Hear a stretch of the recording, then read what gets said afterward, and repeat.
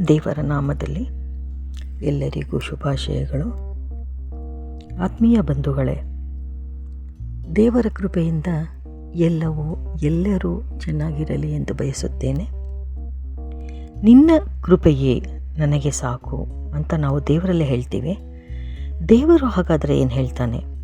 ನನ್ನ ಕೃಪೆಯೇ ನಿನಗೆ ಸಾಕು, ನನ್ನ ಶಕ್ತಿಯು ಬಲಹೀನತೆಯಲ್ಲಿ ಪರಿಪೂರ್ಣವಾಗುತ್ತದೆ. ಪ್ರಿಯ ಸಹೋದರ ಸಹೋದರಿಯರೇ, ಈ ಒಂದು ವಾಕ್ಯ ಸತ್ಯವೇದದ ಯಾವ ಅಧ್ಯಾಯದಲ್ಲಿದೆ ಅನ್ನೋದನ್ನು ನೋಡುವುದಾದರೆ ಅದು ಕೊರಿಂಥದವರಿಗೆ 12:9 ಈ ಅಧ್ಯಾಯದಲ್ಲಿದೆ.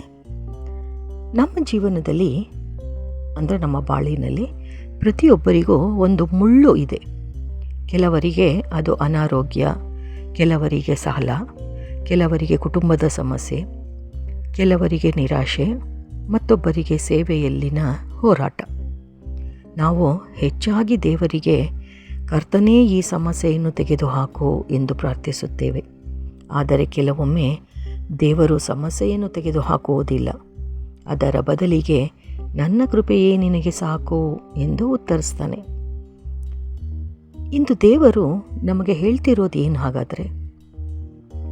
ದುರ್ಬಲತೆ ನಿನ್ನ ಅಂತ್ಯವಲ್ಲ, ಅಂದರೆ ನಮ್ಮ ಅಂತ್ಯ ಅಲ್ಲ, ಅದು ದೇವರ ಶಕ್ತಿಯನ್ನು ತೋರಿಸುವ ವೇದಿಕೆಯಾಗಿದೆ. ದೇವರ ಕೃಪೆ ಎಲ್ಲ ಪರಿಸ್ಥಿತಿಯಲ್ಲೂ ನಮಗೆ ಸಾಕು. ಪೌಲನು ತನ್ನ ಮುಳ್ಳನ್ನು ತೆಗೆದುಹಾಕಬೇಕೆಂದು 3 ಬಾರಿ ಪ್ರಾರ್ಥಿಸಿದನು. ಆದರೆ ದೇವರು ಹೇಳಿದ್ದು ನನ್ನ ಕೃಪೆಯೇ ನಿನಗೆ ಸಾಕು. ಹಾಗಾದರೆ ಕೃಪೆ ಎಂದರೆ ಏನು? ಬಲವಿಲ್ಲದಾಗ ಬಲ, ಕಣ್ಣೀರಿನಲ್ಲಿ ಆದರಣೆ, ನಿರಾಶೆಯಲ್ಲಿ ನಿರೀಕ್ಷೆ, ಸೋಲಿನಲ್ಲಿ ಧೈರ್ಯ, ಇವೆಲ್ಲವೂ ದೇವರ ಕೃಪೆ ಅನ್ನೋದಾದರೆ, ಇದನ್ನು ನಾವು ನಮ್ಮ ಒಂದು ಬಾಳಿನಲ್ಲಿ, ಒಂದು ಜೀವನಕ್ಕೆ ಹೇಗೆ ಅನ್ವಯಿಸಿಕೊಳ್ಳಬಹುದು? ನಮಗೆ ಬೇಕಾದ ಉತ್ತರ ಯಾವಾಗಲೂ ಸಮಸ್ಯೆಯ ನಿವಾರಣೆಯಾಗಿರಬೇಕೆಂದಿಲ್ಲ. ದೇವರ ಸಾನ್ನಿಧ್ಯ ಮತ್ತು ಕೃಪೆಯೇ ನಮ್ಮನ್ನು ಮುಂದಕ್ಕೆ ನಡೆಸುತ್ತದೆ. ದುರ್ಬಲತೆಯಲ್ಲಿ ದೇವರ ಶಕ್ತಿ ಪ್ರಕಟವಾಗುತ್ತದೆ. ಲೋಕ ಹೇಳೋದೇನು ಹಾಗಂದರೆ ಬಲಶಾಲಿಗಳೇ ಗೆಲ್ಲುತ್ತಾರೆ.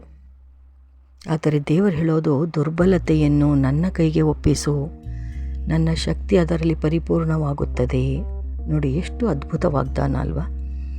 ದೇವರು ಸಾಮಾನ್ಯವಾಗಿ ಗಿದಿಯೋನನನ್ನು, ಮೋಶೆಯನ್ನು, ದಾವೀದನನ್ನು, ಪೇತ್ರನನ್ನು ಅವರ ದುರ್ಬಲತೆಗಳ ನಡುವೆಯೇ ಉಪಯೋಗಿಸಿದನು ಅಲ್ವಾ? ದೇವರ ಶಕ್ತಿ ನಮ್ಮ ಸಾಮರ್ಥ್ಯವನ್ನು ಅವಲಂಬಿಸಿಲ್ಲ. ನಮ್ಮ ದುರ್ಬಲತೆಯಲ್ಲಿ ಕ್ರಿಸ್ತನ ಮಹಿಮೆ ಪ್ರಕಟವಾಗುತ್ತದೆ. ಪೌಲನು ಕೊನೆಯಲ್ಲಿ ಹೇಳ್ತಾನೆ, ಆದ್ದರಿಂದ ನಾನು ನನ್ನ ಬಲಹೀನತೆಗಳಲ್ಲಿ ಸಂತೋಷ ಪಡುತ್ತೇನೆ. ಅವನು ಯಾಕೆ ಹಾಗೆ ಹೇಳ್ತಾನೆ?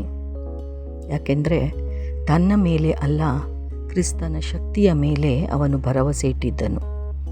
ನಾವು ಎಲ್ಲವನ್ನೂ ನಿಯಂತ್ರಿಸಬೇಕೆಂಬ ಒತ್ತಡದಿಂದ ಹೊರಬಂದು ದೇವರ ಕೃಪೆಯನ್ನು ನಂಬಿದಾಗ ಆತನ ಮಹಿಮೆ ನಮ್ಮ ಜೀವನದಲ್ಲಿ ಸ್ಪಷ್ಟವಾಗುತ್ತದೆ. ಆದ್ದರಿಂದ ಇಂದು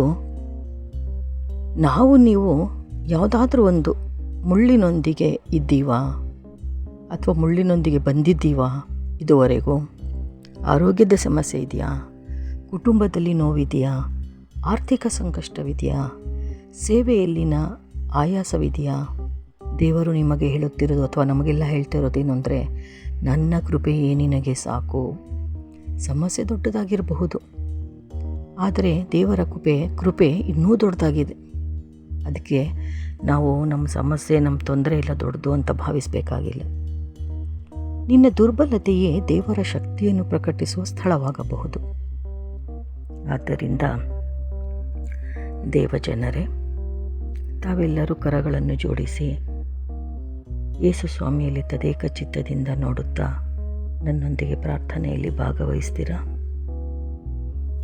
ಪರಲೋಕದ ತಂದೆಯೇ, ನಮ್ಮ ಜೀವನದಲ್ಲಿರುವ ಪ್ರತಿಯೊಂದು ದುರ್ಬಲತೆ, ನೋವು ಮತ್ತು ಭಾರವನ್ನು ನಿನ್ನ ಮುಂದೆ ಇಡುತ್ತೇವೆ.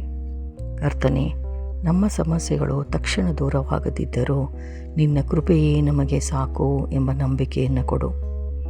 ನಮ್ಮ ದುರ್ಬಲತೆಯಲ್ಲಿ ನಿನ್ನ ಶಕ್ತಿಯನ್ನು ಪ್ರಕಟಿಸು. ನಿರಾಶೆಯಲ್ಲಿರುವವರಿಗೆ ನಿರೀಕ್ಷೆ ಕೊಡು. ಅನಾರೋಗ್ಯದಲ್ಲಿರುವವರಿಗೆ ಬಲ ಕೊಡು.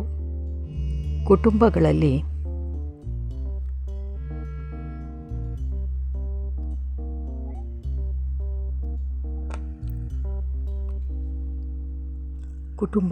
ಬಲವನ್ನು ಕೊಡು, ಸಮಾಧಾನವನ್ನು ಉಂಟು ಮಾಡು.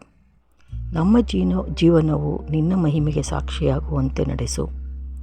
ಇದೆಲ್ಲವನ್ನು ಯೇಸು ಕ್ರಿಸ್ತನ ಅಮೂಲ್ಯ ನಾಮದಲ್ಲಿ ಬೇಡುತ್ತೇವೆ, ಪಿತರ ಸುತರ ಮತ್ತು ಪವಿತ್ರಾತ್ಮರ ನಾಮದಲ್ಲಿ. ಆಮೇನ್, ಆಮೇನ್.